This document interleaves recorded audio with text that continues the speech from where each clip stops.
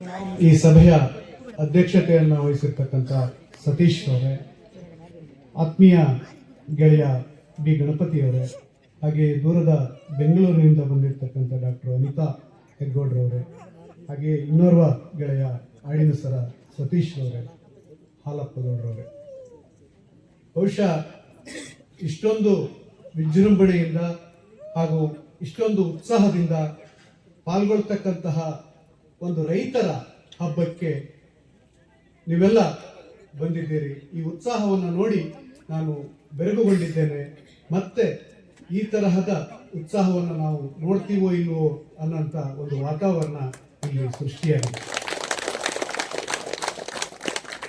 ಈ ಅಂಟಿಕೆ ಪಿಂಟಿಕೆ ಜ್ಯೋತಿ ಹಬ್ಬ ಅಂತ ಹೇಳಿ ನೀವು ಹೇಳ್ತೀರಿ, ಆದರೆ ಒಂದು ಕಾಲದಲ್ಲಿ ಅಂಟಿಕೆ ಪಂಟಿಕೆ ಅಂತಂದ್ರೆ ಔಂತ್ಲ ಅಂತ, ಇವತ್ತು ಅಂಟಿಕೆ ಪಂಟಿಕೆ ಔಂತ್ಲ ಇದೆ ಅಂತ ಹೇಳಿ, ಅಥವಾ ಒಂಚೂರು ನಾವು ಮುಂದುವರೆದು ಮಾತಾಡೋದಾದ್ರೆ ಅಂಟಿಕೆ ಪಂಟಿಕೆ ಔತಣ ಅಂತ ಹೇಳಿದ್ರೆ ಸರಿ ಆಗ್ತದೆ ಅನ್ನೋಂಥದ್ದು ನನ್ನ ಭಾವನೆ. ಆದರೆ ಇಲ್ಲಿ ಅಂಟಿಕೆ ಪಿಂಟಿಕೆಯಲ್ಲಿ ಜ್ಯೋತಿ ಎನ್ನುವಂಥದ್ದು, ಬೆಳಕು ಅನ್ನುವಂಥದ್ದು ಬಹಳ ಪ್ರಮುಖವಾಗಿರುವಂತಹ ಅಂಶ. ಅಷ್ಟು ಮಾತ್ರ ಅಲ್ಲ, ಇದು ಜ್ಞಾನದ ಬೆಳಕಾಗಿ ಪ್ರಜ್ವಲಿಸಿದೆ. ನಾವು ಈ ಅಂಟಿಕೆ ಪಂಟಿಕೆಯ ಔತಣಕೂಟವನ್ನು ಏರ್ಪಡಿಸಿರ್ತಕ್ಕಂಥ ಸಂದರ್ಭದಲ್ಲಿ 10 ಔತಣಗಳನ್ನು ನಾವು ನೋಡಿದ್ವಿ. ಮಹಿಳೆಯರಿಗೆ ಅಲ್ಲಿ ಪ್ರವೇಶ ಇರಲಿಲ್ಲ. ಆದರೆ ಇಲ್ಲಿ ಅದಕ್ಕೆ ತದ್ವಿರುದ್ಧವಾಗಿ ಮಹಿಳೆಯರು ಸಹ ಪಾಲ್ಗೊಂಡಿದ್ದಾರೆ ಅಂತಂದ್ರೆ ನಮ್ಮ ಜನಪದದಲ್ಲಿ ಬದಲಾವಣೆ ಆಗ್ತಾ ಇದೆ, ಅಪ್ಡೇಟ್ ಆಗ್ತಾ ಇದೆ. ಅದಕ್ಕೆ ಈ ಗ್ರಾಮ ಸಾಕ್ಷಿಯಾಗಿದೆ ಅಂತ ಹೇಳಿ ನಾವು ಹೇಳ್ಬೋದು. ಈಗಾಗಲೇ ಎಲ್ಲೆಲ್ಲೋ ಬೆಂಗಳೂರಲ್ಲಿ ಯಾವುದಾದ್ರೂ ಒಂದು ಹಬ್ಬ ನಡೆದಿರೋ ಸಂದರ್ಭದಲ್ಲೋ ಅಥವಾ ಫಂಕ್ಷನ್ ನಡೆದಿರೋಂಥ ಸಂದರ್ಭದಲ್ಲೋ, ಕಾರ್ಯಕ್ರಮ ನಡೆದಿರೋ ಸಂದರ್ಭದಲ್ಲೋ ಕೆಲವು ಕಡೆ ಮಹಿಳೆಯರು ಸಹ ಅಂಟಿಕೆ ಪಂಟಿಕೆಯಲ್ಲಿ ಭಾಗವಹಿಸ್ತಾರೆ. ಅವರುಗಳು ಸಹ ಪುರುಷರಿಗಿಂತಲೂ ಬಹಳ ಚಂದ ಹಾಡನ್ನ ಹೇಳ್ತಾ ಇರೋಂಥದ್ದನ್ನ ನಾನು ನೋಡ್ತಿದ್ದೇನೆ. ಅನೇಕ ನಮ್ಮ ಸಹೋದರಿಯರು ಈ ನಿಟ್ಟಲ್ಲಿ ಬಹಳ ಒಳ್ಳೆಯ ಕೆಲಸವನ್ನು ಮಾಡಿರ್ತಕ್ಕಂಥವ್ರನ್ನು ಸಹ ಸಂದರ್ಭದಲ್ಲಿ ನಾನು ನೆನಪು ಮಾಡ್ಕೊಳ್ತೇನೆ. ಹಾಗೆ ನಾನು ಇಲ್ಲಿ ಮಾತನಾಡೋದಕ್ಕೆ ಬಂದಿರತಕ್ಕಂಥದ್ದು, ನನಗೆ ಪೃಥ್ವಿಯವರು ಹೇಳಿದ್ರು ಸುಮಾರು 5-6 ತಂಡಗಳು ನಮ್ಮೂರಿನ ಆಜುಬಾಜಿನಲ್ಲಿದ್ದಾವೆ, ನಮ್ಮ ಊರಿನಲ್ಲಿದ್ದಾವೆ. ಈ ಆಜುಬಾಜಿನ ತಂಡದವರು ಸುಮಾರು 33 ವರ್ಷಗಳಿಂದ ಅಂಟಿಕೆ ಪಂಟಿಕೆಯನ್ನು ಸತತವಾಗಿ ಹಾಡ್ತಾ ಇದ್ದಾರೆ. ಇವತ್ತಿನ ನಮ್ಮ ದೇವಸ್ಥಾನದ ಆದಾಯ ಅನ್ನುವಂಥದ್ದು ಅಂಟಿಕೆ ಪಿಂಟಿಕೆಯ ಮೂಲಕವೇ 3 ಲಕ್ಷಕ್ಕಿಂತಲೂ ಹೆಚ್ಚು ಸಂಗ್ರಹ ಆಗಿದೆ ಅನ್ನೋಂಥ ಮಾತನ್ನ ಹೇಳಿದ್ರು. ನನಗೆ ಬಹಳ ಖುಷಿ ಆಯ್ತು. ಒಂದು ಕಾಲದಲ್ಲಿ ಅಂಟಿಕೆ ಪಂಟಿಕೆ ಅಂತಂದ್ರೆ ಅದು ಯಾವುದೇ ದೇವಸ್ಥಾನದ ನಿಧಿ ಸಂಗ್ರಹಣೆಗಾಗಿ ಇರಲಿಲ್ಲ, ಅಥವಾ ಕ್ರಿಕೆಟ್ ಟೂರ್ನಮೆಂಟಿಗೋಸ್ಕರವಾಗಿ ಇರಲಿಲ್ಲ, ಅಥವಾ ಯುವಕ ಸಂಘದ ಬಿಲ್ಡಿಂಗ್ಗಳಿಗೋಸ್ಕರನೋ, ಅಥವಾ ಯುವಕ ಸಂಘ ಕಟ್ಟೋದಕ್ಕೋಸ್ಕರವಾಗಿಯೋ, ಅಥವಾ ಬೇರೆ ಬೇರೆ ಈ ತರಹದ ಕಾರಣಗಳಿಗೆ ಅಂಟಿಕೆ ಪಂಟಿಕೆ ಅನ್ನುವಂಥದ್ದು ಉದ್ಭವ ಆಗಲಿಲ್ಲ. ಅದು ಉದ್ಭವ ಆಗಿರೋಂಥದ್ದೇ ಕಡುಬು ಮತ್ತೆ ಮಾಂಸಕ್ಕೋಸ್ಕರವಾಗಿ ಅದು ಉದ್ಭವ ಆಗಿರೋಂಥದ್ದು. ಆದ್ರಿಂದಲೇ ಅದಕ್ಕೆ ಅಂಟಿಕೆ ಪಂಟಿಕೆ ಔಂತ್ಲ ಮಾಡ್ತಿದ್ದೀವಿ ನಾವು, ಆದ್ರಿಂದ ನೀವು ಬರಬೇಕು, ನಾವು ಅಂಟಿಕೆ ಪಂಟಿಕೆ ತಂಡವನ್ನು ಕಟ್ಟಿದ್ದೀವಿ ಅಂತ ಹೇಳಿ ಹೇಳ್ತಾ ಇದ್ರು. ಬರ್ತಾ ಬರ್ತಾ ಏನಾಯ್ತು ಅಂತಂದ್ರೆ, ನಮ್ಮ ಡಾಕ್ಟರ್ ಜೆ ಕೆ ರಮೇಶ್ ರವ್ರನ್ನ ನಾನು ಈ ಸಂದರ್ಭದಲ್ಲಿ ನೆನಪು ಮಾಡ್ಕೊಳ್ತೇನೆ. ಯಾಕೆ ಅಂತಂದ್ರೆ ನೈರ್ಮಲ್ಯ ಜ್ಯೋತಿ ಅಂತಕ್ಕಂತಹ ಬಹು ಮುಖ್ಯವಾಗಿರ್ತಕ್ಕಂಥ ಅಂಟಿಕೆ ಪಿಂಟಿಕೆ ಹಾಡುಗಳ ಸಂಗ್ರಹವೊಂದನ್ನು ನಮಗೆ ಕೊಟ್ಟಿದ್ದಾರೆ. ಯಾಕೆ ಅಂದ್ರೆ ಮುಂದಿನ ಪೀಳಿಗೆ ಅನ್ನುವಂಥದ್ದು ಇದರ ಆಧಾರದ ಮೇಲೆ ತನ್ನ ಸಾಂಸ್ಕೃತಿಕ ನಡೆಗಳನ್ನ ಇಟ್ಕೊಳ್ಳೋದಕ್ಕೆ ಸಾಧ್ಯ ಇಲ್ಲ. ಅದಕ್ಕೆ ಬೇರೆ ಬೇರೆ ತರಹದ ಹೊರಗಿನ ಮತ್ತು ಒಳಗಿನ ಒತ್ತಡಗಳೇ ಇವೆ. ಆದರೆ ಒಂದು ಜನಜೀವನದ ಜೊತೆ, ಹಾಗೆ ನಮ್ಮ ಮಳೆ, ನಮ್ಮ ಕಾಡು, ನಮ್ಮಲ್ಲಿರ್ತಕ್ಕಂಥ ಗದ್ದೆ, ತೋಟ, ಇದರೆಲ್ಲದರ ಜೊತೆ ಜೊಪದ ಗೀತೆ ಅನ್ನೋಂಥದ್ದು ಬಂದಿದ್ರೆ ಅದು ಅಂಟಿಕೆ ಪಂಟಿಕೆ. ನಮಗೆ ಬಹುಶಃ ಬೇರೆ ಬೇರೆ ಬಯಲುನಾಡಿನಲ್ಲಿರ್ತಕ್ಕಂಥ ಕಲೆಗಳ ತರಹ ಒಂದು ನರ್ತನ ಇಲ್ಲದೆ ಇರತಕ್ಕಂತಹ, ಬರೀ ಗೀತೆಯಲ್ಲೇ ಎಲ್ಲವನ್ನೂ ಮುಗಿಸ್ತಕ್ಕಂತಹ ಇದಕ್ಕೆ ಕಾರಣ ಏನಂತ ಅಂದ್ರೆ ಇಲ್ಲಿಯ ವಾತಾವರಣ. ಇಲ್ಲೇನು ಕುಣಿಯೋದಿಲ್ಲ, ಅಥವಾ ಕತ್ತಿ ವರಸೆ ಇಲ್ಲ, ಅಥವಾ ಡೊಳ್ಳು ಕುಣಿತ ಇಲ್ಲ, ಯಾರು ಸಹ ದೈಹಿಕ ಶ್ರಮವೇ ಇಲ್ಲದೆ ಇರತಕ್ಕಂಥ ಒಂದು ಕಲೆ ಇದು ಮಲೆನಾಡಿನ ಈ ಕಲೆ. ಯಾಕೆ ಈ ಮಲೆನಾಡಿನ ಕಲೆಯಲ್ಲಿ ದೈಹಿಕ ಶ್ರಮ ಇಲ್ಲ ಅಂತಂದ್ರೆ ಇದರ ಅಗತ್ಯ ಬಿದ್ದಿಲ್ಲ. ನಮ್ಮ ಏಕತಾನತೆ, ಇಲ್ಲಿ ಜೊರ್ರೋ ಅಂತ ಸುರಿತಕ್ಕಂತಹ ಮಳೆ, ಇಲ್ಲಿಯ ಪ್ರಕೃತಿಯ ಒಂದು ಶಾಂತ ಪ್ರಶಾಂತ ವಾತಾವರಣ, ಈ ಕಾರಣಕ್ಕೋಸ್ಕರವಾಗಿ ನಮ್ಮಲ್ಲಿರ್ತಕ್ಕಂತಹ ಕಲೆಗಳು ಒಂದು ರೌದ್ರ ನರ್ತನವಾಗಿ ಪರಿವರ್ತನೆ ಆಗಲಿಲ್ಲ, ಇದೊಂದು ಹಾಡಾಗಿ ಪರಿವರ್ತನೆ ಆಗಿದೆ. ನಾನು ಮೊದಲೇ ಹೇಳಿದ ಹಾಗೆ ಅಂಟಿಕೆ ಪಂಟಿಕೆಗೆ ಸಂಬಂಧಪಟ್ಟ ಹಾಗೆ ಒಂದು ದೊಡ್ಡ ಗ್ಯಾಪ್ ಉಂಟಾಗ್ತಿತ್ತು, ಒಂದು ದೊಡ್ಡ ಕಂದರ ಉಂಟಾಗ್ತಿತ್ತು. ಅಂತಹ ಸಂದರ್ಭದಲ್ಲಿ ಎಚ್ಚೆತ್ತುಕೊಂಡಿರ್ತಕ್ಕಂಥವರು ಪ್ರಪ್ರಥಮ ಬಾರಿಗೆ ನಮ್ಮ ಜನಪದ ತಜ್ಞ ಮತ್ತು BR ಪ್ರಾಜೆಕ್ಟ್ನಲ್ಲಿ ಅಥವಾ ಕುವೆಂಪು ಯೂನಿವರ್ಸಿಟಿಯಲ್ಲಿ ಕನ್ನಡ ವಿಭಾಗದ ಮುಖ್ಯಸ್ಥರಾಗಿ ನಿವೃತ್ತರಾಗಿರ್ತಕ್ಕಂಥ ಮತ್ತೆ ನಮ್ಮ ತೀರ್ಥಹಳ್ಳಿಯವರೇ ಆಗಿರುವಂತಹ ಡಾಕ್ಟರ್ ಕೂಡಿಗೆ ಶ್ರೀಕಂಠರವರು. ಕೂಡಿಗೆ ಶ್ರೀಕಂಠರವರ ನಂತರ ಅತ್ಯದ್ಭುತವಾಗಿರ್ತಕ್ಕಂತಹ ಮತ್ತು ಕ್ಷೇತ್ರ ಕಾರ್ಯವನ್ನ ಮಾಡಿ ಪ್ರತಿ ಹಳ್ಳಿಗಳಿಗೆ ಹೋಗಿ ಹಿರಿಯರಿಂದ ಹಾಡುಗಳನ್ನ ಸಂಗ್ರಹಿಸಿ ಅದನ್ನೆಲ್ಲ ಒಂದು ಪುಸ್ತಕ ರೂಪದಲ್ಲಿ ತಂದಿರತಕ್ಕಂಥ ಒಬ್ಬ ವ್ಯಕ್ತಿ ಇದ್ರೆ ಅದು ಡಾಕ್ಟರ್ JK ರಮೇಶ್ ರವರು. ಆ ಡಾಕ್ಟರ್ JK ರಮೇಶ್ ರವರು ನೀತ್ಯುಳ್ಳ ಜ್ಯೋತಿ ಎಂಬ ಹೆಸರಿನ ಪುಸ್ತಕವನ್ನು ತಾವೆಲ್ಲರೂ ಸಹ ಮುಖ್ಯವಾಗಿ ಯುವಕರು ಅಥವಾ ಯುವತಿಯರು ಓದಬೇಕು ಅಂತ ಹೇಳಿ ನಾನು ಈ ಸಂದರ್ಭದಲ್ಲಿ ಹೇಳ್ತಿದ್ದೇನೆ. ಹಾಗೆ ನಮ್ಮ ಅನಿತಾ ಹೆಗ್ಗೋಡ್ರವರು ಅವರು ಸಹ ಅಂಟಿಕೆ ಪಟ್ಟಿಕೆಗೆ ಸಂಬಂಧಪಟ್ಟ ಹಾಗೆ ಸಂಗ್ರಹಗಳನ್ನ ಮಾಡಿದ್ದಾರೆ. ಪೃಥ್ವಿಯವರು ಕೇಳಿದ್ರು ನನಗೆ ಮತ್ತೊಬ್ಬರು ಮುಖ್ಯ ಅತಿಥಿ ಬೇಕು ಅಂತ ಹೇಳಿದ್ರು. ಆಗ ನಾನು ಅವರ ಪುಸ್ತಕವನ್ನ ಓದಿರಲಿಲ್ಲ, ಅವರು ಹೆಚ್ಚು ನನ್ನ ಜೊತೆ ಬೆಳಕೆ ಇರಲಿಲ್ಲ. ಡಾಕ್ಟರ್ ಅನಿತಾರವರು ಹೆಗ್ಗೋಡ್ನವರು, ಅವ್ರು ಎಲ್ಲಿದ್ದಾರೆ ಏನು ಅನ್ನೋಂಥದ್ದು ಗೊತ್ತಿಲ್ಲ. ನಾನು ಬೇರೆಯವರಿಂದ ಕೇಳಿ ತಿಳ್ಕೊಂಡಿರ್ತಕ್ಕಂಥದ್ದು ಮತ್ತೆ ಸಾಮಾಜಿಕ ಜಾಲತಾಣಗಳಲ್ಲಿ ನಾನು ನೋಡಿರುವಂಥದ್ದು. ಅವರನ್ನೇ ನೀವು ಕರೆಸಿ ಅಂತ ಹೇಳಿದೆ. ಅವರನ್ನು ಸಂಪರ್ಕಿಸಿ ಈ ಒಂದು ಕಾರ್ಯಕ್ರಮಕ್ಕೆ ಕರೆತಂದಿದ್ದಾರೆ. ಯಾಕೆ ಅಂದರೆ ಬಹಳ ದೊಡ್ಡ ಲೋಪ ಆಗ್ತಿತ್ತು. ಅದಕ್ಕೆ ಡಾಕ್ಟರ್ ರಾಮ್ ಮನೋಹರ್ ಲೋಹಿಯರ್ ಅವರು ಹೇಳ್ತಾ ಇದ್ರು, ಸಮಾಜವಾದಿ ನಾಯಕ, ನೀವು ಯಾವುದೇ ಒಂದು ಸಮಾರಂಭ ಸಭೆ ಯಶಸ್ವಿ ಆಗಬೇಕು ಅಂತ ಹೇಳಿದ್ರೆ ಈ ಸಮಾಜದಲ್ಲಿರುವಂಥ 50% ಮಹಿಳೆಯರು ಆ ಸಮಾರಂಭದಲ್ಲಿ, ಕನಿಷ್ಠ 20% ಮಹಿಳೆಯರು ಆ ಸಮಾರಂಭದಲ್ಲಿ ಭಾಗವಹಿಸಿದ್ರೆ ಮಾತ್ರ ಆ ಸಮಾರಂಭ, ಕಾರ್ಯಕ್ರಮ, ಸಮಾವೇಶ, ರ್ಯಾಲಿ ಅನ್ನುವಂಥದ್ದು ಯಶಸ್ವಿ ಆಗ್ತದೆ. ಇಲ್ಲದೆ ಇದ್ರೆ ನೀವು ಯಾವುದೇ ಕಾರ್ಯಕ್ರಮಗಳನ್ನು ಮಾಡಿದ್ರೂ ಸಹ ಅದು ಸಂಪೂರ್ಣ ಯಶಸ್ವಿ ಅಲ್ಲ ಅಂತ ಹೇಳ್ತಾ ಇದ್ರು ಪ್ರತಿ ಸಭೆಯಲ್ಲಿ. ಈಗ ನಿಮಗೆ ಉಪನ್ಯಾಸ ನೀಡೋದಕ್ಕೂ ಸಹ ಮಹಿಳೆಯೊಬ್ಬರಿದ್ದಾರೆ. ಮತ್ತೆ 20%ಕ್ಕಿಂತಲೂ ಜಾಸ್ತಿ ಮಹಿಳೆಯರು ಒಂದು ಅಂಟಿಕೆ ಪಟ್ಟಿಕೆ ಕಾರ್ಯಕ್ರಮಕ್ಕೆ ಸೇರಿದ್ದಾರೆ ಅಂತಂದ್ರೆ ಅದು ಈ ಊರಿನಲ್ಲಿ ಮಾತ್ರ ಸಾಧ್ಯ. ಅದಕ್ಕಾಗಿ ನಾನು ಬಹಳ ಹರ್ಷಿತನಾಗಿದ್ದೇನೆ. ಇಲ್ಲಿ ನಾನು ಹೆಚ್ಚು ಮಾತಾಡೋದಕ್ಕೆ ಹೋಗೋದಿಲ್ಲ. ಯಾಕೆ ಅಂತಂದ್ರೆ ನನ್ನ ತಂದೆಯೂ ಸಹ ಒಬ್ಬ ಅಂಟಿಕೆ ಪಿಂಟಿಕೆ ಕಲಾವಿದರಾಗಿದ್ದರು. ನಮ್ಮ ಈ ಏನು ತುಂಗಾ ನದಿಯ ಬಲಭಾಗ ಇದೆಯಲ್ಲ, ಅಲ್ಲಿಯ ಹಾಡುಗಳಿಗೂ ಮತ್ತು ಇಲ್ಲಿಯ ಹಾಡುಗಳಿಗೂ ಸ್ವಲ್ಪ ವ್ಯತ್ಯಾಸ ಇದೆ. ಇಲ್ಲಿ ಪ್ರಾರ್ಥನೆಯಲ್ಲಿ ನಮ್ಮ ಗೆಳೆಯರು ಇಲ್ಲಿ ಪ್ರಚುರಪಡಿಸಿದ್ರು, ಇಲ್ಲಿ ಪ್ರಸಾರ ಮಾಡಿದ್ರು. ಆ ಹಾಡಿಗೂ ಮತ್ತು ನಮ್ಮ ಹಾಡಿಗೂ ಸ್ವಲ್ಪ ವ್ಯತ್ಯಾಸ ಇದೆ. ಈಗ ನೀವು ಎಷ್ಟೇ ಹೇಳಿದ್ರು ಸಹ ಅಂಟಿಕೆ ಪಟ್ಟಿಗೆಗೆ ಸಂಬಂಧಪಟ್ಟ ಹಾಗೆ ಡಾಕ್ಟರ್ JK ರಮೇಶ್ ಅವರು ಈ ಭಾಗದಲ್ಲಿ ಸಂಗ್ರಹಿಸಿದ್ರು ಸಹ ನನ್ನ ತಲೆಯೊಳಗೆ ನಾನು ಬಾಲ್ಯದಲ್ಲಿ ಅಕ್ಕಿ ಭತ್ತ ಹೊತ್ತಿರುವಂಥ ಹೆಗಲ ಮೇಲೆ ನಾನು ಕೇಳಿರುವಂಥ ಹಾಡುಗಳೇ ನನಗೆ ಗುಣಗುಡ್ತಾ ಇದ್ದಾವೆ. ಅದು ನನ್ನ ಹೃದಯವನ್ನು ಹೊಕ್ಕಿದೆ, ಮನಸ್ಸನ್ನು ಹೊಕ್ಕಿದೆ, ಮಸ್ತಕವನ್ನು ಹೊಕ್ಕಿದೆ. ಅದನ್ನೇ ನಾನಿಲ್ಲಿ ಹೇಳ್ಬೋದು ವಿನಃ ನನಗೆ ಈಗ ನಾನು ಕಲಿತು ಹೇಳೋದಕ್ಕೆ ಸಾಧ್ಯ ಆಗೋದಿಲ್ಲ. ಬಹುಶಃ ನಮ್ಮ ಅನಿತಾ ಹೆಗ್ಗೋಡ್ರವರ ಊರಲ್ಲೂ ಮತ್ತು ನಮ್ಮೂರಲ್ಲೂ ಸ್ವಲ್ಪ ಸಾಮ್ಯ ಇರಬಹುದು. ಆದರೆ ಇಲ್ಲಿಗೂ ಮತ್ತು ಅಲ್ಲಿಗೂ ಬಹಳ ವ್ಯತ್ಯಾಸಗಳಿದಾವೆ. ನೀವು ಮತ್ತೆ ಇಲ್ಲಿಂದ ಸ್ವಲ್ಪ ಮುಂದೆ ಹೋದ್ರೆ, ನಾನು ರಿಪ್ಪನ್ಪೇಟೆ ಸಮೀಪದ ಒಂದು ಇದಕ್ಕೆ ಹೋಗಿದ್ದೆ. ಅಲ್ಲಿ ಅಂಟಿಕೆ ಪಂಟಿಕೆಗೆ ಸಂಬಂಧಪಟ್ಟಿರುವಂಥ ಹಾಡುಗಳು ಮತ್ತು ಇಲ್ಲಿಗೂ ಬಹಳ ವ್ಯತ್ಯಾಸ ಇದೆ. ನೀವು ಅಷ್ಟು ಮಾತ್ರ ಬೇಕಾಗಿಲ್ಲ, ನೀವು ಒಂದು ಶವ ಸಂಸ್ಕಾರಕ್ಕೆ ಹೋದ್ರೂ ಸಹ ಒಂದು ಊರಿಂದ 1 ಕಿಲೋಮೀಟರ್ ಆಚೆ ಹೋದ್ರೆ ಅಲ್ಲಿಯ ಶಾಸ್ತ್ರಗಳೇ ಬೇರೆ, ಇಲ್ಲಿಯ ಶಾಸ್ತ್ರಗಳೇ ಬೇರೆ ಆಗಿರ್ತದೆ. ಇಲ್ಲಿರೋಂಥ ಶವ ಸಂಸ್ಕಾರಕ್ಕೆ ಸಂಬಂಧಪಟ್ಟಿರೋಂಥ ಒಬ್ಬ ವ್ಯಕ್ತಿ ಅಲ್ಲಿ ಹೋದ ಅಂತಂದ್ರೆ ಆತ ತನ್ನ ಪಾರಮ್ಯವನ್ನು ಮೆರೆಯಕ್ಕೆ ಹೋದ್ರೆ ನಿಷ್ಠುರಾಗಂಥ ಸಾಧ್ಯತೆಗಳು ಸಹ ಬಹಳ ಇದಾವೆ. ಆದ್ರಿಂದ ಅಂಟಿಕೆ ಪಂಟಿಕೆಯು ಸಹ, ಯಾಕೆ ಅಂದ್ರೆ 1 ಕಿಲೋಮೀಟರ್ ವ್ಯಾಪ್ತಿಯಲ್ಲಿ ನಮ್ಮ ಪಶ್ಚಿಮ ಘಟ್ಟ ಪ್ರದೇಶದಲ್ಲಿ ಎಂತಹ ವೈವಿಧ್ಯತೆ ಇದೆ ಅಂತಂದ್ರೆ ನೂರಾರು ಸಸ್ಯಗಳನ್ನ, ಜಾತಿಯ ಸಸ್ಯಗಳನ್ನು ನೀವು ನೋಡ್ತೀವಿ. ಹಾಗೆಯೇ ನಮ್ಮ ಬಣ್ಣದಲ್ಲಿ, ನಮ್ಮ ರೂಪದಲ್ಲಿ, ಅಥವಾ ನಮ್ಮ ಆಚರಣೆಗಳಲ್ಲಿ, ನಮ್ಮ ಸಂಸ್ಕೃತಿಯಲ್ಲಿ ಒಟ್ಟು ಮಲೆನಾಡು ಅಂತೀವಿ. ಆದ್ರೆ ಆ ಮಲೆನಾಡಿನ ಪರಿಸರದಲ್ಲೇ ಒಳಗಡೆ ಗ್ರಾಮಗಳು ಅಂತೇಳಿ ಹೇಳ್ತೀವಿ, ಅದರ ಮಜರೆ ಗ್ರಾಮಗಳು ಅಂತೇಳಿ ಹೇಳ್ತೀವಲ್ಲ, ಆ ರೀತಿಯಲ್ಲಿ ವ್ಯತ್ಯಾಸಗಳನ್ನ ನಾವು ಕಾಣ್ತೀವಿ. ಅಂಟಿಕೆ ಪಟ್ಟಿಕೆಯಲ್ಲೂ ಸಹ ಅಂತಹ ವ್ಯತ್ಯಾಸವನ್ನ ನಾವು ಕಾಣಬಹುದಾಗಿದೆ. ಇಲ್ಲಿ ನಾನು ಆರಂಭದಲ್ಲೇ ಹೇಳಿದ ಹಾಗೆ ಜ್ಯೋತಿಯನ್ನ ಹಚ್ಚಿದ್ವಿ.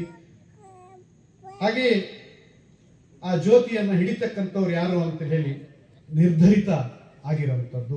ಆದರೆ ಇವತ್ತು ಅಂತಹ ಪರಿಸ್ಥಿತಿಯನ್ನು ನಾವು ಇಟ್ಕೋಬಾರ್ದು. ಕೆಲವು ಜಾತಿಗಳ ಮನೆಗೆ ಹೋಗ್ತೀವಿ, ಕೆಲವು ಜಾತಿಗಳ ಮನೆಗೆ ಹೋಗದೇ ಇರುವಂಥದ್ದು, ಇಂಥವರೇ ಜ್ಯೋತಿಯನ್ನ ಹಿಡಿಬೇಕು ಅಂತ ಹೇಳುವಂಥದ್ದು. ಆ ತರಹ ಕಟ್ಟುಪಾಡುಗಳಿಂದ ನಾವು ಹೊರಗೆ ಬರಬೇಕು. ಅದಕ್ಕೆ ರಾಷ್ಟ್ರಕವಿ ಕುವೆಂಪುರವರು ಯಾವಾಗಲೂ ಸಹ ಜನಪದ ಅನ್ನೋಂಥದ್ದು ಅದು ಮೌಢ್ಯ ಕಂದಾಚಾರಗಳನ್ನು ಬಿತ್ತುತ್ತಾ ಇದ್ರೆ ಅದನ್ನು ನಾವು ಬದಲಾವಣೆ ಮಾಡಬೇಕು, ಕಾಲಕ್ಕೆ ತಕ್ಕದಾಗಿ ಅದನ್ನು ಬದಲಾಯಿಸ್ಕೊಳ್ಬೇಕು. ಈಗ ಮೂಗುತಿ, ಸೊಂಟಪಟ್ಟಿ, ಕಾಸಿನ ಸರ ಇವೆಲ್ಲ ಹಾಕ್ತಾ ಇದ್ವಿ. ಈಗ ಆ ಥರದ್ದೆಲ್ಲ ಹಾಕ್ಕೊಂಡು ನೀವು ಒಂದು ಮದುವೆ ಮನೆಗೆ ಹೋದ್ರೆ ನಿಮ್ಮ ಕಡೆ ಬಹಳ ಅಪರೂಪದ ವ್ಯಕ್ತಿಯೊಬ್ಬರು ಯಾವುದೋ ಒಂದು ದೇಶದಿಂದ ಬಂದಿದ್ದಾರೆ ಅಂತ ಹೇಳಿ ನಿಮ್ಮನ್ನ ನೋಡ್ತಾ ಇರ್ತಾರೆ. ಅವುಗಳನ್ನೆಲ್ಲ ಈ ಕಾಲಕ್ಕೆ ಸರಿಯಾಗಿ ಮುರಿಸಿ ಅದನ್ನ ಬೇರೆ ಬೇರೆ ತರಹದಲ್ಲಿ ನೀವು ಹಾಕೊಂಡು ಹೋದಾಗ ಮಾತ್ರ ಅದಕ್ಕೆ ಬೆಲೆ ಬರ್ತದೆ. ಬಂಗಾರದ್ದೇ ಆಗಿದ್ರೂ ಸಹ ಅದನ್ನು ನಾವು ಈ ಕಾಲಕ್ಕೆ ತಕ್ಕದಾದಂಥ ರೀತಿಯಲ್ಲಿ ಅಕ್ಕಸಾಲಿಗರಿಗೆ ಕೊಟ್ಟು ಅದನ್ನು ಮುರಿಸಿ ನಮ್ಮ ಬೆಂಡೋಲೆ, ಸೊಂಟಪಟ್ಟಿ ಮತ್ತು ಚೈನು, ನೆಕ್ಲೇಸ್ ಇವುಗಳನ್ನೆಲ್ಲ ಮಾಡಬೇಕು ಅಂತ ಹೇಳ್ತಾರೆ. ನೀವು ನನಗೆ ಈಗ ಬಾಗಿಲು ತೆಗೆಯ ಹಾಡಿದೆ. ಇಲ್ಲಿ ಬಾಗಿಲು ತೆಗೆಯ ಹಾಡನ್ನು ಯಾವ ಥರ ಹೇಳ್ತೀರಿ ಅಂತ ಹೇಳಿ ನನಗೆ ಗೊತ್ತಿಲ್ಲ. ಬಾಗಿಲು ತೆಗೆಯ ಹಾಡಲ್ಲಿ ಈಗ ದೀಪೋಳಿಗೆ ಹೊಡೆಯುವಂಥದ್ದು, ಈಗ ದಾರಿ ಪದಗಳನ್ನು ಹೇಳ್ತಾ ಇದ್ದಾರೆ. ಅದಕ್ಕೆ ಬೀನ್ಸಾಲೆ ಅಂತ ಹೇಳಿ ಸಹ ನಮ್ಮ ಕಡೆ ಹೇಳ್ತಾರೆ. ಇವರು ದಾರಿಪದನ ಹೇಳ್ತಾ ಬಂದರು. ದಾರಿಪದಗಳನ್ನ ಯಾಕೆ ಹೇಳ್ತಾ ಇದ್ರು ಅಂತ ಹೇಳಿದ್ರೆ, ಇಲ್ಲೇ ನುಣಗೂರಲ್ಲಿ, ಮಲ್ಲೇಶ್ವರದಲ್ಲಿ, ಶಂಕರಲ್ಲಿ ಎಲ್ಲರೂ ಸಹ ಆ ಕಾಲದಲ್ಲಿ ಅಂಟಿಕೆ ಪಂಟಿಕೆಯನ್ನು ದೀಪಾವಳಿನಲ್ಲಿ ಕಟ್ತಾನೆ ಇದ್ರು. ಕೆಲವು ಸಂದರ್ಭದಲ್ಲಿ ಜ್ಯೋತಿಗಳು ಎದುರಾದಂಥ ಸಂದರ್ಭದಲ್ಲಿ ಕುಸ್ತಿಗಳು ಸಹ ಆಗಿದ್ದಾವೆ. ಬರೀ ಅಂಟಿಕೆ ಪಂಟಿಕೆ ಅಂಶದಲ್ಲಿ ಮಾತ್ರ ಕುಸ್ತಿ ಆಗಿರೋದಲ್ಲ, ಕಡುಬುಗಳಲ್ಲಿ ಹೊಡ್ಕೊಂಡಿರುವಂಥದ್ದಲ್ಲ. ಜ್ಯೋತಿ ಎದುರಾದಾಗಲೂ ಸಹ ಕುಸ್ತಿಗಳಾಗಿದ್ದಾವಂತೆ, ಹೊಡೆದಾಟಗಳಾಗಿದ್ದಾವಂತೆ. ನಾಮೇನು ತಾಮೇನು, ಶಂಕರಳ್ಳಿಯರೇನು ನಮ್ಮ ಎದುರುಗಡೆ ಜ್ಯೋತಿ ಇಟ್ಕೊಂಡು ಎದೆ ನಿಗಿಸ್ಕೊಂಡು ಈ ಕಡೆ ಬರೋಂಥದ್ದೇನು ಅಂತ ಹೇಳಿ ಮಲ್ಲೇಶ್ವರದವರು, ನಣಬೂರವರು, ಅರಳುಸುರಿಯವರು ಹೇಳಿರುವಂತಹ ಘಟನೆಗಳು ಸಹ ಇದ್ದಾವೆ. ಆಗ ಜ್ಯೋತಿಗಳು ಎದುರಾಗಿ ಈ ತರಹದ್ದೊಂದು ಸಂಘರ್ಷಕ್ಕೆ ಎಡೆ ಮಾಡಬಾರ್ದು ಅನ್ನುವಂತಹ ದೃಷ್ಟಿಯಿಂದ ಈ ದಾರಿಪದ ಅನ್ನುವಂಥದ್ದು ಸೃಷ್ಟಿಯಾಯಿತು ಅಂತ ಹೇಳಿ ಹೇಳ್ತಾರೆ. ನೀವು ಯಾವುದೇ ಮನೆಗೆ ಅಥವಾ ಯಾವುದೇ ಊರಿಗೆ ಹೋಗುವುದಕ್ಕಿಂತ ಮುಂಚಿತವಾಗಿ ದೀಪಾವಳಿ ಎಂದಿರಣ್ಣ ಈ ಊರ ದೇವರಿಗೆ ಹಿಂಗಂತ ತಕ್ಷಣ ನೀವು ದಿಬ್ರು ದೀಪಾವಳಿಗೆ ಅಂತೀವಿ. ನಮ್ಮ ಕಡೆ ಏನಂತೀವಿ ಅಂದ್ರೆ, ದೀಪಾವಳಿ ಎಂದಿರಣ್ಣ ಅರ್ಗದಲ್ಲಿರುವ ಅಂದ್ಕೂಡಲೇ ದೀಪಾವಳಿಗೆ ಅಂತ ಹೇಳ್ತಾರೆ ಅಷ್ಟೇ. ದಿಬ್ರು ದೀಪಾವಳಿಗೆ ಅಂತ ಹೇಳಿ ಹೇಳೋದಿಲ್ಲ. ಅರ್ಗದಲ್ಲಿರುವ ಅಣ್ಣಪ್ಪ ಸ್ವಾಮಿಗೋ ಬಲೀಂದ್ರ ರಾಯಗೋ ಆಕಾಶಕ್ಕೋ ಭೂಮಿಗೋ, ಈ ತರದಲ್ಲಿ ದೀಪಾವಳಿಗಿನ ಹೊಡಿತಾ ಹೋಗ್ತೀವಿ. ಅದೇ ತರ ಎಲ್ಲರೂ ಸಹ ಕೋರಸ್ಗಳನ್ನ ದೀಪಾವಳಿಗೆ ಅಂತ ಹೇಳಿ ಕೊಡ್ತಾ ಹೋಗ್ತಾರೆ. ಇದು ನಮ್ಮ ಭಾಗದಲ್ಲಿ ದಾರಿ ಪದದಲ್ಲಿರ್ತಕ್ಕಂತಹ ಒಂದು ವ್ಯತ್ಯಾಸ. ನಿಮ್ಮ ಭಾಗದಲ್ಲಿ ಈ ತರದಲ್ಲಿ ಹೇಳ್ತೀರಿ. ನೀವು ಈಚೆ ಕಡೆ ರಿಪ್ಪನ್ಪೇಟೆ, ಕೋಡೂರು ಆ ಭಾಗಕ್ಕೆ ಹೋದ್ರು ಸಹ ಅಲ್ಲಿ ಬೇರೆ ತರಹ ಇದೆ. ನೀವು ಸ್ವಲ್ಪ ಸಾಗರಕ್ಕೆ ಹೋದ್ರು ಸಹ ಅಂಟಿಕೆ ಪಂಟಿಕೆ ಇದೆ. ಆ ಅಂಟಿಕೆ ಪಂಟಿಕೆ ಪದಗಳೇ ಬೇರೆಯ ತರಹದವು, ರಾಗವೇ ಬೇರೆ ತರಹ, ಉಚ್ಚಾರಣೆಯೇ ಬೇರೆಯ ತರಹ ಇದೆ ಅನ್ನುವಂಥದ್ದನ್ನು ನಾವು ಗಮನಿಸಬೇಕಾಗಿದೆ. ಹಾಗೆಯೇ ಏನು ಪ್ರತಿಯೊಂದು ಮನೆಗೆ ಹೋದಾಗ ಬಾಗಿಲು ತೆಗೆಯುವಂತ ಹಾಡನ್ನ ಹೇಳ್ತೀವಿ. ಬಾಗಿಲು ತೆಗೆರಮ್ಮ ಭಾಗ್ಯೋಳು ಲಕ್ಷ್ಮಮ್ಮೋ ಜ್ಯೋತ್ಯಮ್ಮನೊಳಗೆ ಕರಕೊಳ್ಳಿ. ಅಷ್ಟೊತ್ತಿಗೆ ಅಲ್ಲಿ ಒಳಗಡೆ ಇರೋಂಥ ಹೆಣ್ಮಗಳು ಅಥವಾ ಗಂಡಸು ಯಾರೋ ಹೆಣ್ಮಗಳು ಹೇಳ್ತಾರೆ, ಬಾಗಿಲು ತೆಗೆಲಿಕ್ಕೆ ಬಾಲೆಯು ಬಿಡನಲ್ಲೋ ನಾನ್ಯಾಗೆದು ಬಾಗಿಲ ತೆಗೆಯಾಲೆ. ಬಾಲೆಯು ಬಿಡದಿದ್ರೆ ನಿಮರಾಯರ ಕೈಯಲ್ಲಿ ಕೊಟ್ಟು ಗಾಢನೆದು ಬಾಗಿಲ ತೆಗೆರೋ. ಬಾಲೆಯು ಬಿಟ್ಟಾರೆ ಚಿನ್ನಯ್ಯ ಬಿಡನಲ್ಲೋ ನಾನ್ಯಾಗೆದು ಬಾಗಿಲ ತೆಗೆಯಾಲೆ. ಚಿನ್ನಯ್ಯ ಬಿಡದಿದ್ರೆ ರಸಬಾಳೆ ಹಣ್ಣು ಸುಲಿದು ಕೈಯಲ್ಲಿ ಕೊಟ್ಟು ಗಾಢನೆದು ಬಾಗಿಲ ತೆಗೆರವ್ವ ಅಂತ ಹೇಳಿ ಆ ತರದಲ್ಲಿ ನಾವು ಹೇಳ್ತೀವಿ. ನಿಮ್ಮ ಭಾಗದಲ್ಲಿ ಆ ತರ ಇರಬಹುದು. ಬಾಗಿಲಿಗೆ ಹಾಡು ಬೇರೆ ಬೇರೆ ವ್ಯತ್ಯಾಸಗಳಿದ್ದಾವೆ. ಯಾಕೆ ಅಂತಂದ್ರೆ ಇಲ್ಲಿ ಬಹಳ ಅನುಭವಿಸ್ತಿದ್ದೀರಿ. ಮತ್ತೆ ಹಾಡುಗಳನ್ನ ಪ್ರತಿ ವರ್ಷವೂ ಸಹ ಅಂಟಿಕೆ ಪಂಟಿಕೆ ತಂಡಗಳನ್ನ ಕಟ್ಟಂತವ್ರು ಇದ್ದೀರಿ. ಹಾಗೆಯೇ ಆಕೆ ಎಣ್ಣೆ ನೆರೆಯಕ್ಕೆ ಬಂದಿರ್ತಾರೆ. ಚಿನ್ನದ ಮಿರಳೆಗೆ ರನ್ನದ ಸೌಟ್ ಹಾಕಿ ಅಷ್ಟು ಕೇಳಿದಾಗ ಗಾಢನೆದು ಬಾಗಿಲನ್ನ ತೆಗಿತಾಳೆ. ಆಗ ಆ ಸಂದರ್ಭದಲ್ಲಿ ಎಣ್ಣೆ ನೆರೆದಾರೆ ಪುಣ್ಯಗಳು ತಮಗಾದೋ ಮುಂದೆ ಪುತ್ರೈನ ಫಲ ಉಂಟು ಅಂತ ಹೇಳ್ತೀವಿ. ಯಾರೋ ನೋಡಿದ್ರೆ ಈಗ 2 ಜನ ಹೆಣ್ಮಕ್ಳು ಇರ್ತಾರೆ, ಅವರಿಗಾದ್ರೂ ಮುಂದೆ ಪುತ್ರೈನ ಫಲ ಉಂಟು ಅಂತ ಹೇಳಿದ್ರೆ ತೊಂದರೆ ಇಲ್ಲ. ಮನೆಯಲ್ಲಿ ಒಬ್ರು ಹೆಣ್ಮಕ್ಳಿಗೆ 2 ಜನ 3 ಜನ ಗಂಡು ಮಕ್ಕಳೇ ಇದ್ದು ಆಕೆಯ ಆಕಾಂಕ್ಷೆಯ ಆಸೆಗಳು ಒಂದು ಹುಡುಗಿನ ಪಡ್ಕೋಬೇಕು, ಒಂದು ಹೆಣ್ಮಗನ್ ಪಡಿಬೇಕು ಅಂತ ಇದ್ದಾಗ ಮತ್ತೆ ಬರೀ ಯಾಕೆ ನಮ್ಮ ಅನಿತಾ ಹೇಳ್ಬೋದು, ಯಾಕೆ ಬರೀ ಪುತ್ರರ ಬಗ್ಗೆಯಾಗಿ ಹೇಳ್ತೀರಿ ನೀವು, ಪುತ್ರಿ ಅಂತೇಳಿ ಯಾಕೆ ಹೇಳೋದಿಲ್ಲ ಅಂತ ಹೇಳಿ ಹೇಳ್ತೀರಿ. ಈ ತರಹದಲ್ಲಿ ನಮ್ಮ ಅಂಟಿಕೆ ಪಿಂಟಿಕೆಗಳು ಕಟ್ಟಲ್ಪಟ್ಟಿದ್ದಾವೆ, ಹೆಣೆಯಲ್ಪಟ್ಟಿದ್ದಾವೆ. ನನಗೆ ಲಿಯೋ ಟಾಲ್ಸ್ಟಾಯ್ ಅವರ ಒಂದು ಕತೆ ಈ ಸಂದರ್ಭದಲ್ಲಿ ನನಗೆ ನೆನಪಾಗ್ತದೆ. ನಾನು ಆ ಕಥೆಯನ್ನು ಓದಿ ಮತ್ತು ನಾನು ಬಹಳ ಚಿಕ್ಕವನಿರುವಂಥ ಸಂದರ್ಭದಲ್ಲಿ ಲಿಯೋ ಟಾಲ್ಸ್ಟಾಯ್ ಅವರ ಕತೆ, ರಷ್ಯಾದ ಲಿಯೋ ಟಾಲ್ಸ್ಟಾಯ್ ಅವರಿಗೂ ಮತ್ತು ನಮ್ಮ ಅಂಟಿಕೆ ಪಂಟಿಕೆಗೂ ಸಹ ಎಂಥ ಸಂಬಂಧ ಇದೆ ಅನ್ನೋದಕ್ಕೆ ನಾನು ನಿಮಗೆ ಈ ಸಂದರ್ಭದಲ್ಲಿ ಹೇಳ್ತೀನಿ. ಯಾಕೆ ಅಂತಂದ್ರೆ ಲಿಯೋ ಟಾಲ್ಸ್ಟಾಯ್ ಅವರ ಆ ಕಥೆನಲ್ಲಿ ಹೇಗೆ ಬರ್ತದೆ ಅಂತಂದ್ರೆ, ಆತ ಹೀಗೆ ಒಬ್ಬ ವ್ಯಕ್ತಿ ಬರ್ತಾನೆ, ವಿಂಡೋ ಸಿಲ್ ಅಂತ ಹೇಳ್ತೀವಲ್ಲ, ಅಂದ್ರೆ ಕಿಟಕಿ ಹತ್ರ ಆತ ಇಣಕಿ ನೋಡಿದಾಗ ಒಂದು ಬೀಜ ದೊರೀತದೆ. ಅದು ಸುಮಾರು ಒಂದು ಮೊಟ್ಟೆಯ ಗಾತ್ರದಷ್ಟಿರ್ತದೆ. ಅದು ಅವನಿಗೆ ಆಶ್ಚರ್ಯ ಆಗ್ತದೆ, ಇಂತಹ ಬೀಜ, ಇಷ್ಟು ದೊಡ್ಡ ಮೊಟ್ಟೆಯ ಗಾತ್ರದ ಬೀಜ ಯಾವ್ದಿರ್ಬೋದು ಅಂತ ಹೇಳಿ ತನ್ನ ಕೌಂಟಿಗಳಲ್ಲಿ ತನ್ನ ಸುತ್ತಮುತ್ತ ಎಲ್ಲ ಅವನು ವಿಚಾರ ಮಾಡೋದಕ್ಕೆ ಹೋಗ್ತಾನೆ. ಹೋಗಿ ನೋಡಿದಾಗ ಯಾರ ಹತ್ರ ಕೇಳೋದು ಅಂತ ಅಂದಾಗ ಆ ಊರಿನ ಹಿರಿಯ ವ್ಯಕ್ತಿ, ಆತನ ಮುಖ ಎಲ್ಲ ಸುಕ್ಕಗಟ್ಟಿರ್ತದೆ, ನೆರಿಗೆಗಳು ಬಿದ್ದಿರ್ತವೆ, ಗಲ್ಲ ಜೋತ್ ಬಿದ್ದಿರ್ತದೆ, 2 ಸ್ಟ್ರೆಚರ್ಗಳಲ್ಲಿ ಆತ ನಡೀತಾ ಇರ್ತಾನೆ. ಇದೇನಾದ್ರೂ ಗೊತ್ತಾ ಈ ಮೊಟ್ಟೆಯ ಗಾತ್ರದ ಬೀಜ ಅಂತ ಹೇಳಿ ಕೇಳ್ತಾನೆ. ಕೇಳಿದಾಗ ಆತ ಇದು ನನ್ಗೆ ಗೊತ್ತಿಲ್ಲ, ನನಗಿಂತಲೂ ಸಹ ಹಿರಿಯ ವ್ಯಕ್ತಿ ಒಬ್ಬ ಇದ್ದಾನೆ, ಆತ ಇಂತಹ ಕಡೆ ಇದ್ದಾನೆ, ಅವನ ಹತ್ರ ಹೋಗಿ ಅವನು ಇಂತಹ ಕೌಂಟಿನಲ್ಲಿ ಇದ್ದಾನೆ ಅಂತ ಹೇಳಿ ಇಂಥ ಛಲಬಿಡದ ತ್ರಿವಿಕ್ರಮನ ತರಹ ಆ ಕೌಂಟಿಗೆ ಹೋಗ್ತಾನೆ. ಆತನನ್ನು ಹುಡುಕ್ತಾನೆ. ಯಾವ ಹಿರಿಯ ವ್ಯಕ್ತಿ, ತನಗಿಂತಲೂ ಹಿರಿಯ ವ್ಯಕ್ತಿ ಒಬ್ಬ ಇದ್ದಾನೆ, ಅವನನ್ನು ಕೇಳಿ ಅಂತ ಹೇಳಿ ಹೇಳ್ತಾನೋ, ಅವನು ಕೇವಲ ಒಂದೇ ಸ್ಟ್ರೆಚರ್ನಲ್ಲಿ ಓಡಾಡ್ತಿರ್ತಾನೆ. ಸ್ವಲ್ಪ ಆತನೇ ಬಂದು ಬಾಗಿಲನ್ನ ತೆಗಿತಾನೆ. ಹಾಗೆ ಆತನ ಮುಖದಲ್ಲಿರ್ತಕ್ಕಂಥ ಸುಕ್ಕುಗಳು ಅತ್ಯಂತ ಕಡಿಮೆ ಇರ್ತದೆ, ಗಲ್ಲ ಜೋತ್ ಬಿದ್ದಿರಲ್ಲ. ಇದೇನು ಅಂತೇಳಿ ಗೊತ್ತಾ ಅಂತೇಳಿ ಕೇಳ್ತಾರೆ. ಇಲ್ಲ ಇನ್ನೊಂದು ಕೌಂಟ್ ಇದು ನನಗೆ ಗೊತ್ತಿಲ್ಲ, ನನಗಿಂತಲೂ ಸಹ ಮತ್ತೊಬ್ಬ ಹಿರಿಯ ಇದ್ದಾನೆ, ಆತನ ಹತ್ರ ಹೋಗಿ ಅಂತೇಳಿ ಹೇಳ್ತಾನೆ. ಹೇಳಿದಾಗ ಆತನನ್ನು ಹುಡ್ಕೊಂಡು ಹೋದಾಗ ಆತ ಸಿಗ್ತಾನೆ. ಆತ ಮನೆಯಿಂದ ಹೊರಗಡೆ ಆರಾಮಾಗಿ ಬರ್ತಾ ಇರ್ತಾನೆ. ಅವನ ಮುಖ ಪಳಪಳ ಹೊಳಿತಾ ಇರ್ತದೆ, ಯಾವ ಸುಕ್ಕುಗಳು ಇರೋದಿಲ್ಲ, ಆತನ ಬೆನ್ನು ಬಾಗಿರೋದಿಲ್ಲ. ಆತ ಆರಾಮಾಗಿ ನಡ್ಕೊಂಡು ಬಂದು ಈತನ ಬಾಗಿಲು ತೆಗಿತಾನೆ. ಇದು ಏನು ಅಂತೇಳಿ ಹೇಳಿದಾಗ, ಇದು ನನ್ನ ಕಾಲದಲ್ಲಿ ಬೆಳೀತಾ ಇದ್ದಂತಹ ಗೋಧಿ ಇಷ್ಟು ದಪ್ಪ ಇತ್ತು, ಈಗ ಬರ್ತಾ ಅದಕ್ಕೆ ಕೆಮಿಕಲ್ಗಳನ್ನು ಹಾಕಿಯೋ ಅಥವಾ ಮನುಷ್ಯರ ಪ್ರಜ್ಞೆ, ಅವರ ಹೃದಯ ವೈಶಾಲ್ಯತೆಯನ್ನು ಕಳ್ಕೊಂಡು ಆ ಗೋಧಿಯ ಗಾತ್ರ ಇಷ್ಟು ಸಣ್ಣಕ್ಕೆ ಬಂದಿದೆ. ಈಗ ಇದು ಗೋಧಿಯ ಬೀಜ ಅಂತ ಹೇಳಿದಾಗ ಆತನಿಗೆ ಆಶ್ಚರ್ಯ ಆಗ್ತದೆ. ಹಾಗೆಯೇ ನಮ್ಮ ಅಂಟಿಕೆ ಪಂಟಿಕೆಯಲ್ಲೂ ಸಹ ಒಂದು ವಾಕ್ಯ ಬರ್ತದೆ, ಯವಜಾಣ ಬಿತ್ತಿ ಬೆಳೆದನೋ ಈ ನೆಲ್ಲು, ಆನೆ ಮೆಟ್ಟಿದಾರು ಒಡೆ ನೆಲ್ಲು. ಅಂದ್ರೆ ಆನೆ ಮೆಟ್ಟಿದ್ರು ಸಹ ಒಡೆಯೋದಿಲ್ಲಲ್ಲ ಈ ನೆಲ್ಲು ಯಾವುದು ಅಂತೇಳಿ ಕೇಳ್ತಾರೆ. ಮರದಲ್ಲಿ ಆಕೆ ಅಕ್ಕಿ ಮತ್ತೆ ಭತ್ತ ಕೊಡೋಷ್ಟೊತ್ತಿಗೆ ಆ ಭತ್ತವನ್ನು ನೋಡಿ ಅವರೊಂದು ಹಾಡನ್ನ ಆ ಸಂದರ್ಭದಲ್ಲಿ ನಮ್ಮ ಕಲಾವಿದರುಗಳು ಕಟ್ತಾರೆ. ಯಾವ ಜಾಣ ಇದನ್ನ ಬಿತ್ತಿ ಬೆಳೆದಾನೆ, ಇದನ್ನು ಆನೆ ಮೆಟ್ಟಿದ್ರು ಸಹ ಒಡೆದು ಹೋಗಲ್ಲ ಅಂತ ಬೀಜ ಇದು ಯಾವುದು ಅಂತೇಳಿ ಆತ ಕೇಳ್ತಾನೆ.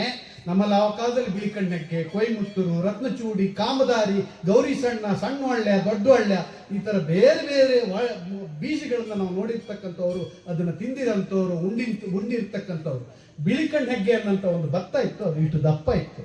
ಅದನ್ನ ನಾವು ಕಂಪದಲ್ಲಿ ಹಾಕ್ತಾ ಇದ್ವಿ. ಅದಕ್ಕೆ ಯಾವ ಗೌರ್ಮೆಂಟ್ ಗೊಬ್ಬರನ್ನು ಹಾಕ್ತಿರ್ಲಿಲ್ಲ. ಎಂತೆಂಥ ಮಹಾ ನೆರೆಗಳು ಬಂದರೂ ಸಹ ಅದನ್ನ ಅದು ಯಾವ ಕಾರಣಕ್ಕೂ ಸಹ ಅದು ಕೊಚ್ಚಿ ಹೋಗ್ತಾ ಇರಲಿಲ್ಲ. ಅದರ ಕೇವಿ ಇಷ್ಟುದ್ದ ಇದ್ರೆ ಕದುರು ಇಷ್ಟುದ್ದ. ಆದ್ರೆ ಅದರ ಬಳಕೆಯನ್ನ ನಮ್ಮ ತಾಯಂದ್ರಗಳಿಗೆ ಗೊತ್ತಿರ್ಬೋದು. ಅದು ಯಾವ ಕಾರಣಕ್ಕೂ ಸಹ ಕೆಟ್ಟು ಹೋಗ್ತಿರ್ಲಿಲ್ಲ. ನೀವು ಯಾವುದೇ ಪೌಡರ್ಗಳನ್ನ ಬಳಸಿ ಅದನ್ನ ಸ್ಟಾಕ್ ಮಾಡುವ ಅಗತ್ಯ ಇರಲಿಲ್ಲ. ಅಂತಹ ನೆಲ್ಲುಗಳನ್ನ ಬೆಳೆಯುವಂತಹ ಭೂಪ್ರದೇಶ ಇದಾಗಿತ್ತು. ಆ ಕಾರಣಕ್ಕೋಸ್ಕರವಾಗಿ ನಮ್ಮ ಅಂಟಿಕೆ ಪಿಂಟಿಕೆ ಕಲಾವಿದರುಗಳು ಯಾವ ಜಾಣ ಬಿತ್ತಿ ಬೆಳೆದಾನೋ ಈ ನೆಲ್ಲು, ಆನೆ ಮೆಟ್ಟಿದ್ರು ಸಹ ಇದು ಒಡೆದು ಹೋಗಲ್ಲ ಅಂತ. ಈಗ ನೀವು ಎಲ್ಲ ನೆಲ್ಲುಗಳನ್ನು ಸಹ ಕೈಯಲ್ಲಿ ಪಟಪಟ ಪುಡಿ ಮಾಡಬಹುದು, ನೀವು ಇಲ್ಲಿಗೆ ತಗೊಂಡು ಹೋಗಂತ ಅಗತ್ಯವೇ ಇಲ್ಲ. ಅಂತಹ ಇದನ್ನ ನಮ್ಮ ಅಂಟಿಕೆ ಪಂಟಿಕೆನಲ್ಲಿ ಮೌಲ್ಯಗಳಿದ್ವು, ಹಾಗೆ ಜನಜೀವನ ಇತ್ತು, ಅಲ್ಲಿ ಘನತೆ ಇತ್ತು ಮತ್ತು ಗೌರವ ಇತ್ತು ಅನ್ನೋಂಥದ್ದನ್ನ ನಾವು ಗಮನಿಸಬೇಕಾಗಿದೆ. ಆಮೇಲೆ ನಾನಿವತ್ತು ಪೃಥ್ವಿಯವರ ಮನೆಗೆ ಹೋದ ಸಂದರ್ಭದಲ್ಲಿ ಅವ್ರ ಮನೆ ನಮ್ಮ ಅನಿತಾರವರು ಅಲ್ಲಿ ಹೋಗ್ಬೇಕಾಯ್ತು. ಅವ್ರ ಮನೆಗೆ ಹೋದ ಸಂದರ್ಭದಲ್ಲಿ ನಮಗೆಲ್ಲ ಕಾಫಿ ಕೊಟ್ಟರು. ಅದು ಸಾಮಾನ್ಯ ಒಂದು ತ್ರಿಬಲ್ ಕಾಟ್ಗೆ ಆಗುವಷ್ಟು 3 ಜನ ಮಲಗುವಷ್ಟು ರೀತಿಯಲ್ಲಿ ಒಂದೇ ಮರದಿಂದ ಮಾಡಿರುವ ಟೇಬಲ್ ಆಗಿತ್ತು, ಊಟದ ಟೇಬಲ್ ಆಗಿತ್ತು. ಅದರಲ್ಲಿ ಅದು ಹೇಗಿತ್ತು ಹಾಗೆ ಇತ್ತು, ಸ್ವಲ್ಪ ಮೇಲ್ಭಾಗದಲ್ಲಿ ಪಾಲಿಶ್ ಮಾಡಿದ್ದು. ಅಂದ್ರೆ ನಮ್ಮ ಗತಕಾಲದಲ್ಲಿ ಅದಕ್ಕಿಂತಲೂ ದೊಡ್ಡ ದೊಡ್ಡ ಮರಗಳಿದ್ವು ಅನ್ನೋದಕ್ಕೆ ನಾನು ಈ ಸಂದರ್ಭದಲ್ಲಿ ಉದಾಹರಣೆ ಸಮೇತ ಹೇಳಬೇಕಾಗಿದೆ. ಹೆಬ್ಬಾಗಿಲ ಕೀಲೆ ಗೊಬ್ಬೆ ಜಂತದ ಕೀಲೆ, ಹೆಬ್ಬೂಲಿ ಕರಡಿ ಮರಿ ಮಾಡಿ, ಹೆಬ್ಬೂಲಿ ಕರಡಿ ಮರಿ ಮಾಡಿದ ಮನೆಯು, ಬುದ್ಧಿವಂತ ರಾಳಿದ ಅರಮನೆಯು. ನಾವು ಕರಡಿ ಅಂತೀವಿ, ನೀವು ಗರುಡ ಅಂತೀರಿ.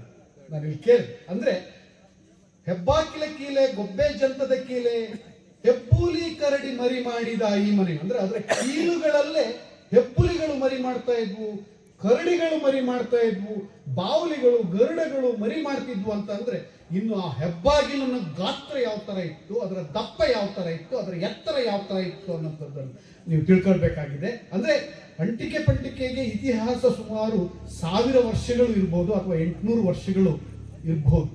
ಆದರೆ ಆ ಕಾಲದ ಎಲ್ಲ ಪ್ರಕೃತಿ ಸೌಂದರ್ಯವನ್ನ ಇವರಷ್ಟು ಅತಿರಂಜಿತವಾಗಿ ವರ್ಣಿಸಿರ್ತಕ್ಕಂತಹ ಮತ್ತೊಂದು ಗೀತ ಗಾಯನವನ್ನು ನಾವು ಇಡೀ ಕರ್ನಾಟಕ ಜನಪದದಲ್ಲಿ ಕೇಳೋದಕ್ಕೆ ಸಾಧ್ಯ ಇಲ್ಲವಾಗಿದೆ. ಹಾಗೆಯೇ ನಮ್ಮವ್ರು ಹೇಗಿರ್ತಿದ್ರು ಅಂತಂದ್ರೆ ಬೇರೆ ಬೇರೆ ಮನೆಗಳಿಗೆ ಹೋಗ್ಬೇಕಾಗ್ತಿತ್ತು. ಬರೀ ಅಂದ್ರೆ ಬಹಳ ಮುಖ್ಯವಾಗಿ ನಾನು ಈ ಸಂದರ್ಭದಲ್ಲಿ ಹೇಳುವಂತ ಒಂದು ವಿಚಾರ ಅಂತಂದ್ರೆ ನಾನಾಗಲೇ ಕುವೆಂಪುರವರ ವಿಚಾರಗಳನ್ನು ನಾನು ಹೇಳಿದೆ. ಈ ಕಾಲಕ್ಕೆ ತಕ್ಕದಾದಂತಹ ರೀತಿಯಲ್ಲಿ ನಾವು ಅದನ್ನು ಬದಲಾಯಿಸ್ಕೊಳ್ಬೇಕು ನಮ್ಮ ಆಭರಣಗಳನ್ನ ಅಂತ ಹೇಳಿ. ಈಗ ಕೆಲವ್ರ ಮನೆಗೆ ಹೋಗೋದು ಅಂಟಿಕೆ ಪಟ್ಟಿಗೆ ತಂಡ, ಕೆಲವ್ರ ಮನೆಗೆ ಹೋಗದೆ ಇರುವಂಥದ್ದು ಜಾತಿಯ ಆಧಾರದ ಮೇಲೆ, ಅದು ಯಾವತ್ತೂ ಸಹ ಇರಬಾರ್ದು. ಅದು ಎಲ್ಲರ ಮನೆಯ ಪ್ರವೇಶವನ್ನು ಆ ಜ್ಯೋತಿ ಮಾಡಬೇಕು. ಅದು ಜ್ಞಾನದ ಸಂಕೇತವಾಗಿರೋ ಕಾರಣಕ್ಕೋಸ್ಕರವಾಗಿ ಈಗ ನಾವು ಹೇಗೆ ಅಂಟಿಕೆ ಪಂಟಿಕೆ ಅಂತ ಅಂದ್ರೆ ಹೆಂಗಸರು ಮಾತ್ರ ಗಂಡಸರು ಮಾತ್ರ ಕಟ್ಟಬೇಕು, ಹೆಂಗಸರು ಕಟ್ಟಬಾರ್ದು ಅನ್ನೋಂಥದ್ದನ್ನ ನಾವು ಯಾವ ತರ ಪುಡಿಯಪ್ಪಿಸಿದ್ದೇವೆಯೋ, ಯಕ್ಷಗಾನ ಅಂತಂದ್ರೆ ಅದು ಪುರುಷ ಪ್ರಧಾನವಾದ್ದು ಅಂತ ಹೇಳೋಷ್ಟೊತ್ತಿಗೆ ಇವತ್ತು ನೀವು ಸೌತ್ ಕೇಂದ್ರದಲ್ಲಿ ನೂರಾರು ಮಹಿಳೆಯರ ಯಕ್ಷಗಾನ ತಂಡಗಳನ್ನ ನಾವು ನೋಡ್ತೀವಿ, ಭಾಗವತರ ತಂಡಗಳನ್ನ ನೋಡ್ತೀವಿ ನೀವು ನಾರ್ತ್ ಕೇಂದ್ರ ಮತ್ತೆ ಸೌತ್ ಕೇಂದ್ರದಲ್ಲಿ. ಆ ರೀತಿಯಾಗಿ ಬದಲಾವಣೆ ಆಗ್ತಾ ಇದೆ. ಆದರೆ ಇಲ್ಲಿ ನಾನು ಅಂತಿಮವಾಗಿ ನನ್ನನ್ನು ಕಾಡಿರೋಂಥದ್ದು, ತಟ್ಟಿರೋಂಥದ್ದು, ಹಾಗೆಯೇ ನಮ್ಮ ಈ ಅಂಟಿಕೆ ಪಂಟಿಕೆ ತಂಡಗಳಲ್ಲಿ ಬಹಳ ಖುಷಿ ಕೊಟ್ಟಿರ್ತಕ್ಕಂಥದ್ದು ಮತ್ತೆ ನಮ್ಮ ಗತ ವೈಭವ ಅನ್ನೋಂಥದ್ದು ಹೇಗಿತ್ತು ಅನ್ನೋದು ನಿಮಗೆ ಗೊತ್ತೇ ಇದೆ. ಬಲಿಚಕ್ರವರ್ತಿಯ ಕಥೆಯನ್ನು ನೀವೆಲ್ಲರೂ ಸಹ ಕೇಳಿರ್ತೀರಿ. ನಾನು ಆಗಲೇ ದಾರಿ ಪದದ ಸಂದರ್ಭದಲ್ಲಿ ಹೇಳಿದೆ, ಅಣ್ಣ ಬಲಿಂದ್ರಾಯನಿಗೋ ಆಕಾಶಕ್ಕೋ ಭೂಮಿಗೋ ಅಂತ ಹೇಳಿ. ಆಕಾಶ ಮತ್ತು ಭೂಮಿಗೂ ಇದ್ದಂತಹ ಒಬ್ಬ ಬಲಿಚಕ್ರವರ್ತಿ ಈ ಭೂಪ್ರದೇಶದಲ್ಲಿ ರೈತರ ಪರವಾಗಿ, ಶ್ರಮಿಕರ ಪರವಾಗಿ ಯಾವುದಾದ್ರೂ ಒಬ್ಬ ಚಕ್ರವರ್ತಿ ಕೆಲಸ ಮಾಡಿದ್ರೆ ಅದು ಬಲಿಚಕ್ರವರ್ತಿ ಆಗಿರ್ತಾನೆ. ಆ ಬಲಿಚಕ್ರವರ್ತಿ ದಾನಕ್ಕೆ, ಶೌರ್ಯಕ್ಕೆ, ಯುದ್ಧಕ್ಕೆ ಹಾಗೂ ಸಂವಾದಕ್ಕೆ ಒಂದು ಹೆಸರಾಗಿದ್ದಂತಹ ಚಕ್ರವರ್ತಿ. ಆ ಬಲಿ ಚಕ್ರವರ್ತಿಗೆ ಸಂಬಂಧಪಟ್ಟ ಹಾಗೆ ನಮ್ಮ ಸ್ವರ್ಗದಲ್ಲಿ ಬಲಿ, ನಿಮ್ಗೆ ಗೊತ್ತಿದೆ, ಬಲೀಂದ್ರನ ನಾವು ನೋಡ್ತಾ ಇದ್ವಿ. ಬಲೀಂದ್ರನ ನೋಡೋದಂದ್ರೆ 3 ದಿನ ಆತನಿಗೆ ವಾಮನ ಅವಕಾಶ ಕೊಟ್ಟ, ವಿಷ್ಣು ಅವಕಾಶ ಕೊಟ್ಟ. ಆತನನ್ನು ಪಾತಾಳಕ್ಕೆ ಕೇವಲ 3 ಅಡಿಯ ವಾಮನ ಎನ್ನುವಂಥವ್ರು ಪಾತಾಳಕ್ಕೆ ಆತನನ್ನು ನೂಗ್ತಾರೆ. ಬಲಿ ಚಕ್ರವರ್ತಿಯ ಆಳ್ವಿಕೆಯ ಸಂದರ್ಭದಲ್ಲಿ ಇರಂತ ಶ್ರಮಿಕರುಗಳು, ರೈತರುಗಳು ಅತ್ಯಂತ ಸುಭಿಕ್ಷೆಯಿಂದ ಇದ್ರು. ಒಂದು ಸುವರ್ಣ ಯುಗ ರೈತರಿಗೆ ಇದ್ದಿದ್ದು ಅಂತಂದ್ರೆ ಆ ಕಾಲ ಆಗಿತ್ತು. ಅಂತಹ ವ್ಯಕ್ತಿಗೆ ಗೌರವ, ಎಲ್ಲೆಲ್ಲೂ ಗೌರವ ಇತ್ತು. ದಿನವೂ ದೀಪಾವಳಿ ನಡೀತಾ ಇತ್ತು, ದಿನವೂ ಸಹ ಜ್ಯೋತಿ ಬೆಳೆಸ್ತಾ ಇದ್ರು, ಎಲ್ಲೆಲ್ಲೂ ಸಹ ಬೆಳಕಿತ್ತು. ಅದು ಜ್ಞಾನದ ಬೆಳಕಾಗಿತ್ತು, ಶ್ರಮದ ಬೆಳಕಾಗಿತ್ತು, ಫಲವತ್ತತೆಯ ಬೆಳಕಾಗಿತ್ತು. ಆ ಬೆಳಕಿನ ಹಬ್ಬವೇ ಎಲ್ಲೆಲ್ಲೂ ಮಾರ್ಧನಿಸ್ತಾ ಇತ್ತು. ಇದು ದೇವೇಂದ್ರನಂತವನಿಗೂ ಸಹ ಹೊಟ್ಟೆ ಕಿಚ್ಚಾದ ಸಂದರ್ಭದಲ್ಲಿ ವಿಷ್ಣುವಿನ ಮೊರೆ ಹೋಗಿ ವಿಷ್ಣು ಮಾರುವೇಷದಲ್ಲಿ ಆತನಿಂದ ವರವನ್ನು ಪಡೆದು ನಿನ್ನ ತಲೆ ನನಗೆ 3 ಹೆಜ್ಜೆ ಕೊಡುವಂತ ಹೇಳಿದಾಗ 3ನೇ ಹೆಜ್ಜೆಯನ್ನ ಆತನ ಎದೆಯ ಮೇಲಿಟ್ಟು ಆತನನ್ನ ತುಳಿದು ಪಾತಾಳಕ್ಕೆ ಸೇರಿಸಿರ್ತಕ್ಕಂಥ ಕಥೆಯನ್ನು ನಿಮಗೆ ಗೊತ್ತಿದೆ. ಆದರೆ ಈ 3 ದಿನಗಳಲ್ಲಿ ನಮಗೆ ದೀಪಾವಳಿ ಅಂತಂದ್ರೆ ಗದ್ದೆ ದೀಪ ಹಚ್ಚುವಂಥದ್ದು, ಭೂಮಿ ಮೇಲೆ ಅನ್ನ ತಳಿಯುವಂಥದ್ದು, ತಳೆದಿರೋ ಅನ್ನನ ಊಟ ಮಾಡೋದಕ್ಕೆ ಭೂಮಿ ತಾಯಿ ನಾವು ಹಚ್ಚಿರುವಂಥ ದೀಪದ ಬೆಳಕಲ್ಲಿ ಊಟ ಮಾಡ್ತಾಳೆ ಅನ್ನೋಂಥದ್ದು ಇಂದಿನ ಪೀಳಿಗೆಗೆ ಗೊತ್ತಿಲ್ಲ. ಇವತ್ತು ದೀಪಾವಳಿ ಅಂದ್ರೆ ವಿಪರೀತ ಪ್ರಮಾಣದಲ್ಲಿ ಪಟಾಕಿಗಳನ್ನು ಸುಡೋದು, ಅಥವಾ ವ್ಯಾಪಾರಸ್ಥರುಗಳು ಏನು ಲಕ್ಷ್ಮೀ ಪೂಜೆ ಅಂತೇಳಿ ಮಾಡ್ತಾರೆ, ಲಕ್ಷ್ಮಿಯ ಪಟವನ್ನ ಇಟ್ಟು ಅದೇ ದೀಪಾವಳಿ ಅಂತ ಹೇಳಿ ನಮ್ಮನ್ನ ಈ ಸಾಮಾಜಿಕ ಮಾಧ್ಯಮಗಳು ನಮ್ಮನ್ನು ಪ್ರತಿಬಿಂಬಿಸಿ ನಮಗೆ ಅದನ್ನು ಒಗ್ಗು ಹಾಗೆ ಮಾಡಿದ್ದಾರೆ.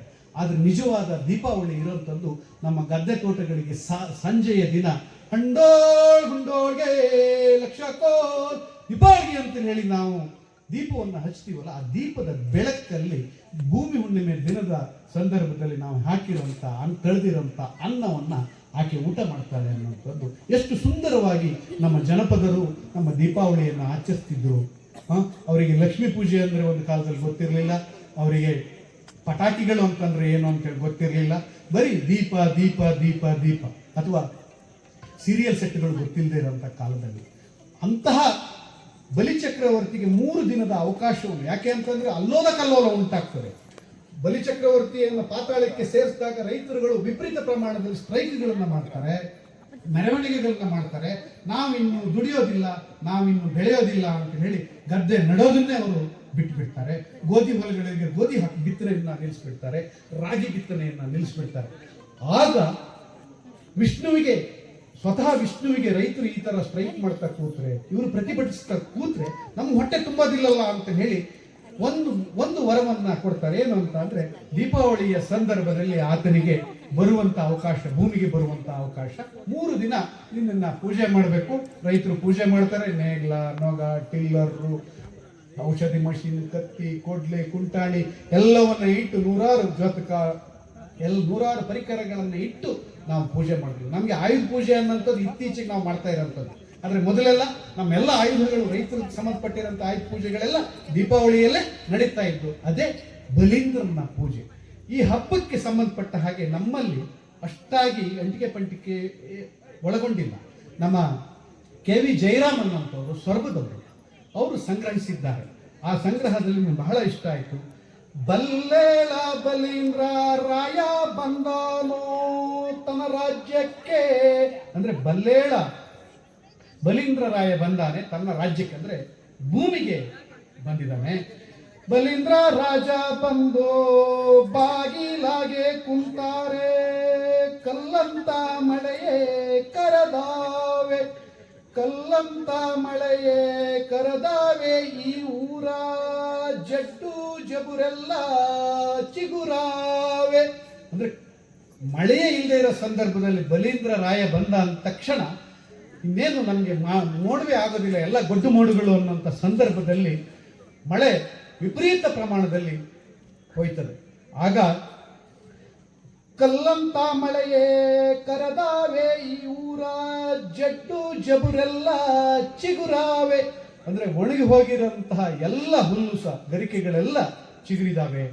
ಹಾಗೆಯೇ ಜಡ್ಡು ಜಬುರೆಲ್ಲ ಚಿಗುರಾವೆ, ಈ ಊರ ಗೊಡ್ಡು ದನಗಳೆಲ್ಲ ಕರು ಹಾಕಿ, ಜಡ್ಡು ಜಬುರೆಲ್ಲ ಚಿಗುರಾವೆ, ಈ ಊರ ಗೊಡ್ಡು ದನಗಳೆಲ್ಲ ಕರು ಹಾಕಿ.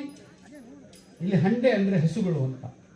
ಅಂದ್ರೆ ಹಂಡೆ ಹಂಡೆ 100 ಹಂಡೆಯ ಕರು 100, ಹಂಡೆಗಳು 100, 100 ಹಂಡೆಗಳ 100 ಕರುಗಳು.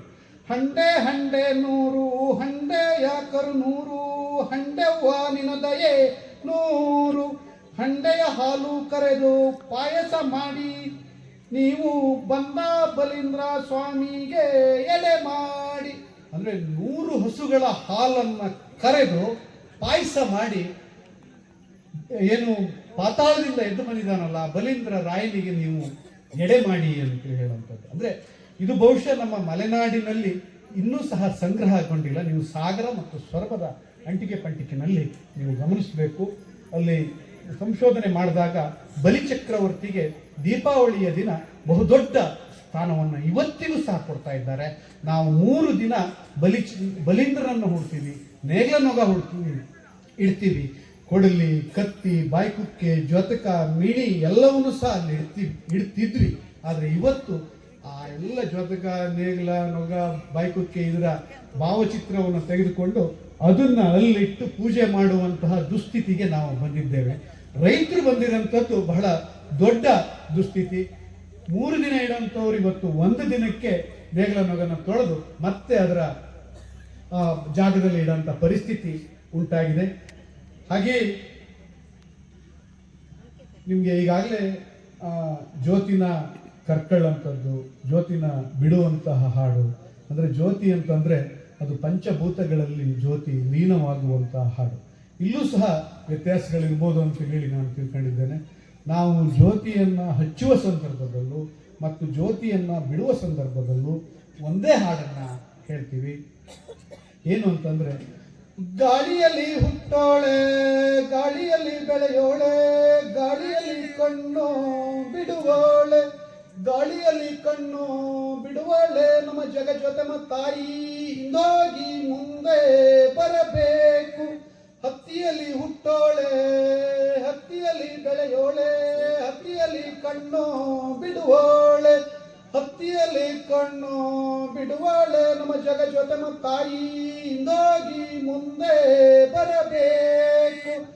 ಮಣ್ಣಲ್ಲಿ ಹುಟ್ಟೋಳೆ ಮಣ್ಣಲ್ಲಿ ಬೆಳೆಯೋಳೆ ಮಣ್ಣಲ್ಲಿ ಕಣ್ಣು ಬಿಡುವೋಳು ಮಣ್ಣಲ್ಲಿ ಕಣ್ಣು ಬಿಡುವಳು ನಮ್ಮ ಜಗಜ್ಯೋತಿ ತಾಯೇ ಇಂದೋಗಿ ಮುಂದೆ ಬರಬೇಕು. ಅಂದ್ರೆ ಪಂಚಭೂತಗಳಲ್ಲಿ ಜ್ಯೋತಿ ಲೀನವಾಗುವುದಕ್ಕೆ ಸಂಬಂಧಪಟ್ಟ ಹಾಗೆ ಈ ಹಾಡು ಮೊಳಗ್ತದೆ. ಹಾಗೆ ನನಗೆ ಅಂಟಿಕೆ ಪಂಟಿಕೆ ಎಷ್ಟು ಪ್ರಿಯವಾದಂತಹ ಜನಪದ ಅಂತಂದ್ರೆ, ನಾನು ಕನ್ನಡ ಸಾಹಿತ್ಯ ಪರಿಷತ್ತಿನ ತಾಲೂಕು ಅಧ್ಯಕ್ಷನಾದ ಸಂದರ್ಭದಲ್ಲಿ ನಮ್ಮ ತಂದೆಯ ಹೆಸರಲ್ಲಿ ಅಂಟಿಕೆ ಪಂಟಿಕೆಗೆ ಸಂಬಂಧಪಟ್ಟ ಹಾಗೆ ಒಂದು ದತ್ತಿ ಉಪನ್ಯಾಸವನ್ನು ಇಟ್ಟಿದ್ದೇನೆ. ಅದು ಪ್ರತಿ ವರ್ಷವೂ ಸಹ ಸಾಹಿತ್ಯ ಪರಿಷತ್ತಿನವರು ಬೇರೆ ಬೇರೆ ಕಡೆ ಆಚರಿಸ್ತಾರೆ. ಅಂದರೆ ಅಷ್ಟು ಪ್ರಿಯವಾದಂತಹ ಒಂದು ಜನಪದ ಸಂಭ್ರಮ ಇದ್ದರೆ ಅದು ಅಂಟಿಕೆ ಪಂಟಿಕೆ ಆಗಿದೆ. ಹಾಗೆಯೇ ಕಳೆದ ಬಾರಿ ಒಂದು ಸಣ್ಣ ವಿವಾದ ಅಲ್ಲಿಯೇ ಅದು ಮುಗಿದೋಯ್ತು.